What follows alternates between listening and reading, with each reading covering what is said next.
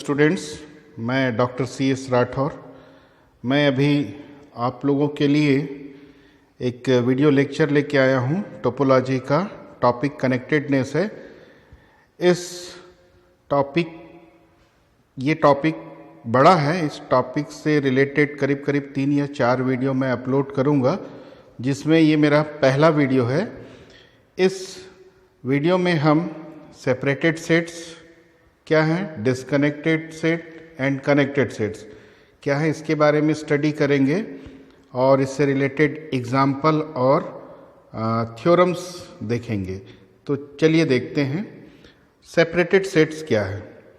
Separated sets एक tau, suppose कोई topological space है, तब उसके कोई दो सबसेट्स ए और बी, ए एंड बी, ये सेपरेटेड सेट्स कहलाते हैं। कब कहलाते हैं?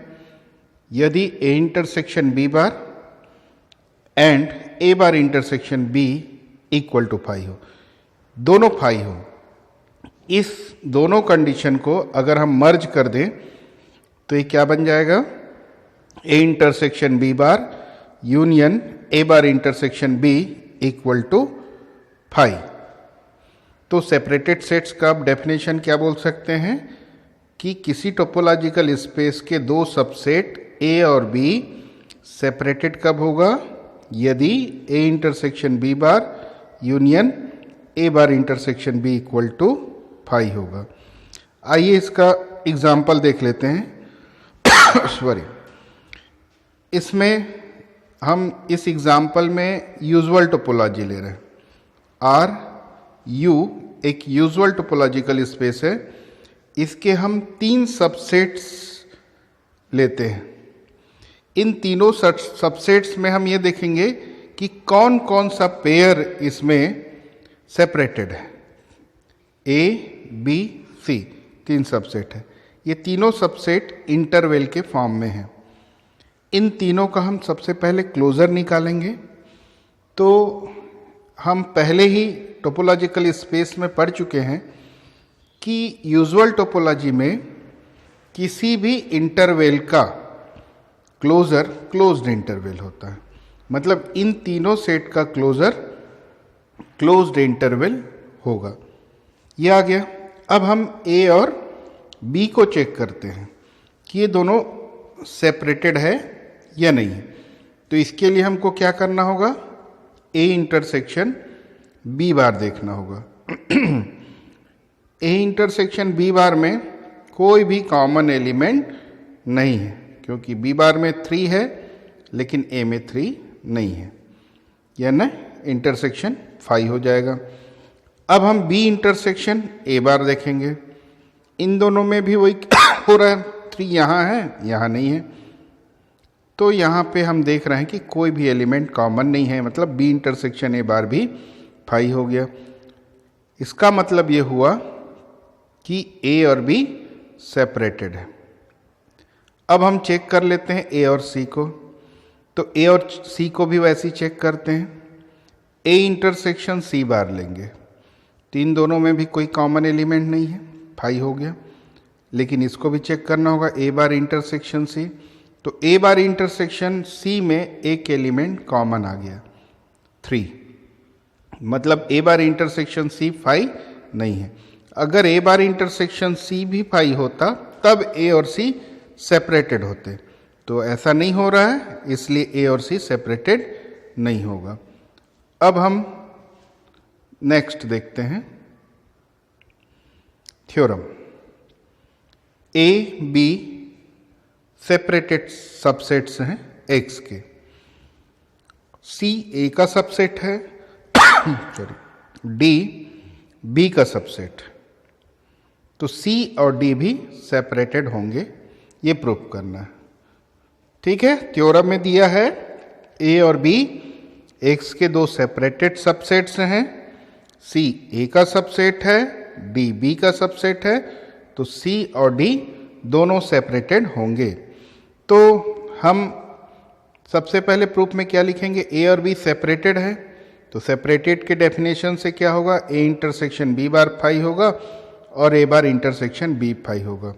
हमको प्रूफ करना है सी और डी भी सेपरेटेड होगा, यानी हमको क्या लाना होगा, C intersection D bar equal to phi and C bar intersection D equal to phi. जैसे ए और बी का हुआ वैसे सी और डी का। तो कैसे लाएंगे देखिए, सी ए का सबसेट है और डी बी का सबसेट है, ये दिया हुआ। तो क्लोजर की प्रॉपर्टी लगा देंगे, सी ए का सबसेट है इसलिए सी बार ए बार का सबसेट होगा और डी बार बी बार का सबसेट होगा। अब हमको इन दोनों पेयर को लेना होगा, डी बी का सबसेट है, सी बार ए बार का सबसेट है, तो इन दोनों को मिला देंगे तो क्या आएगा, सी बार इंटरसेक्शन डी सबसेट होगा ए बार इंटरसेक्शन बी का। इन दोनों को लेंगे तो क्या आएगा, C intersection D bar is subset of A intersection B bar, ये रिजल्ट। और ये दोनों इक्वेशन 1 से फाई है, यानी ये भी फाई होगा, ये भी फाई। तो ये दोनों फाई के सबसेट हैं, तो फाई के सबसेट है मतलब फाई के इक्वल होगा, और फाई के इक्वल हो गया दोनों, इससे प्रूफ हो जाता है कि सी और डी सेपरेटेड है। अब हम नेक्स्ट थ्योरम देखते हैं। नेक्स्ट थ्योरम है Y T Y topological space X tau का एक सब स्पेस है, ए और बी वाई का सबसेट है। तो प्रूफ क्या करना है, A B are T separated if and only if they are T Y separated. तो प्रूफ लिखेंगे कि let Y T Y be a subspace of a topological space X tau and let A B subset of Y, given है। अब हम A और B का closure, क्योंकि A B Y का सबसेट है यानी एक्स का भी सबसेट होगा, तो ए बी का क्लोजर दोनों ही टोपोलॉजी के रिस्पेक्ट में निकलेगा। टाउ टोपोलॉजी के रिस्पेक्ट में भी क्लोजर निकल सकता है और टी वाई टोपोलॉजी के रिस्पेक्ट में भी क्लोजर निकल सकता है। तो दोनों के क्लोजर में क्या रिलेशन होता है, ये हम टोपोलॉजिकल स्पेस वाले चैप्टर में सब स्पेस जो उसका टाइटल है उसके अंडर में ये पढ़ चुके हैं कि ए का क्लोजर वाई के रिस्पेक्ट में निकालें तो किसके इक्वल होगा, closure of A with respect to X intersection Y. वैसे ही वाई के रिस्पेक्ट में बी का क्लोजर निकालेंगे तो closure of B with respect to X intersection Y.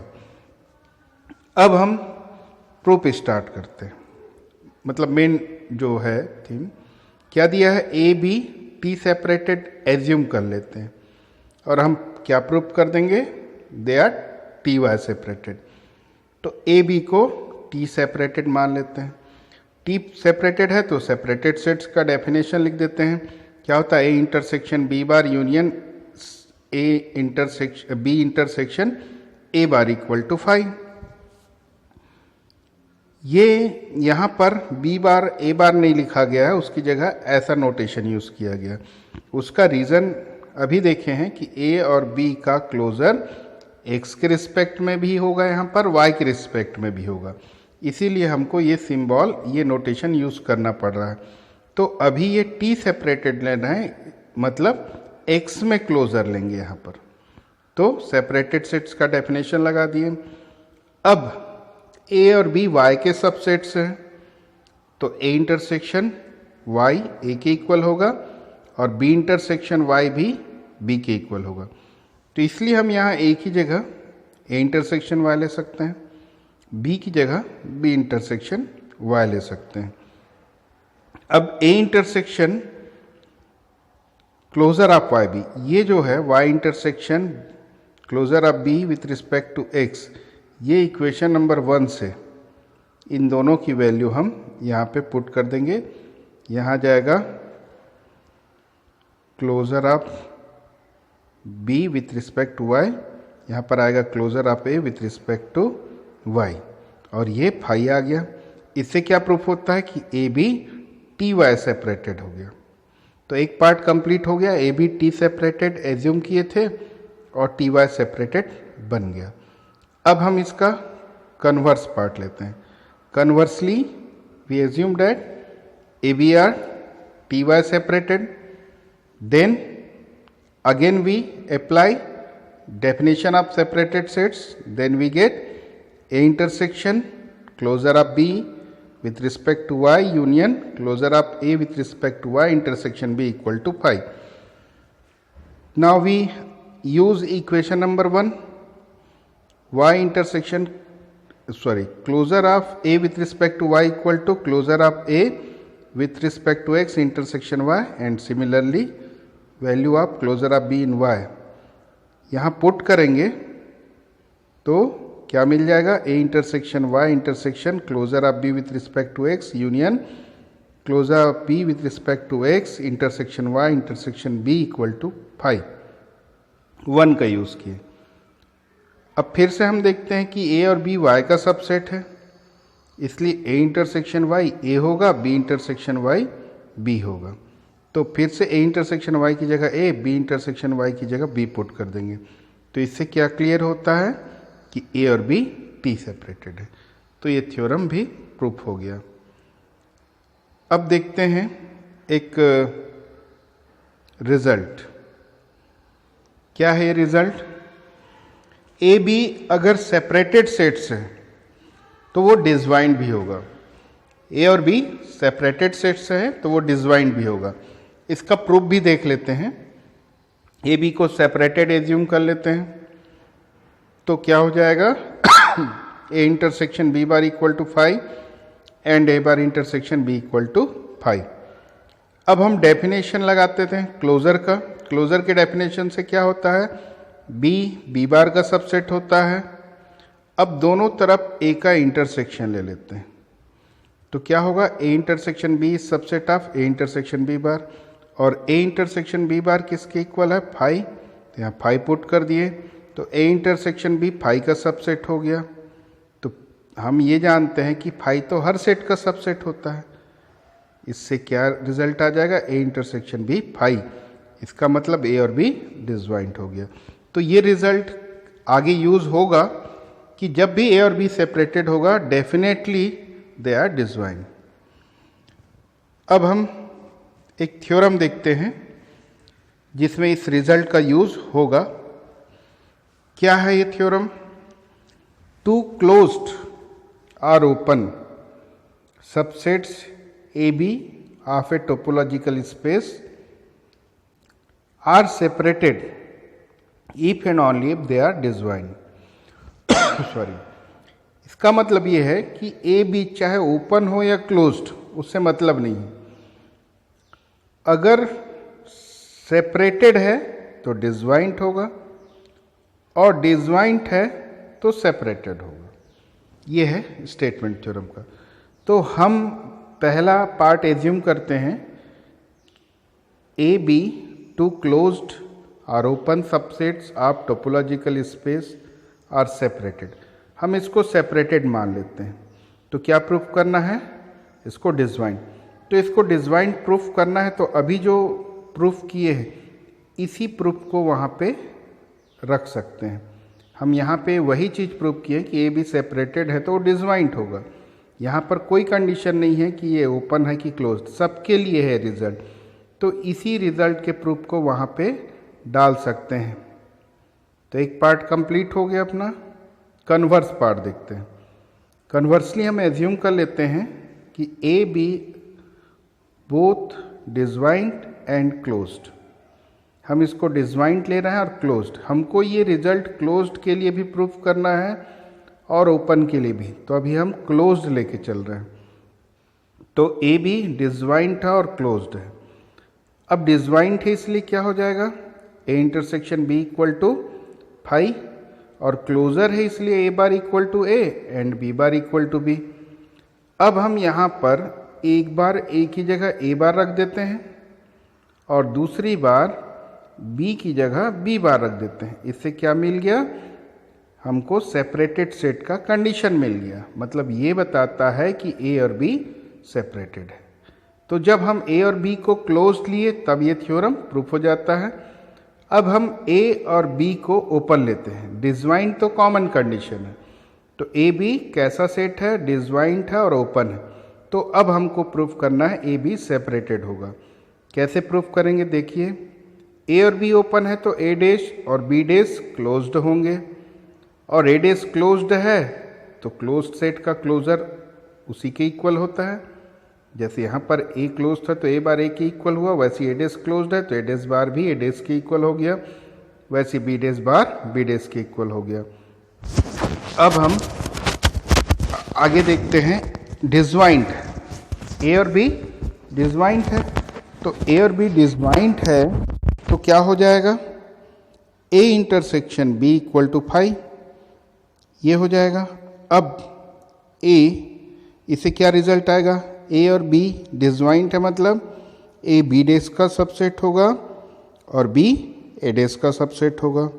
अब क्लोजर की प्रॉपर्टी यूज़ कर देते हैं, ए बी डैश का सबसेट है तो ए बार बी डैश बार का सबसेट होगा, बी बार ए डैश बार का सबसेट होगा। अब बी डैश बार किसके इक्वल है, बी डैश यहाँ से, वैसे ए डैश बार किसके इक्वल है यहाँ पर, ए डैश, तो यहाँ पर ए डैश आ गया।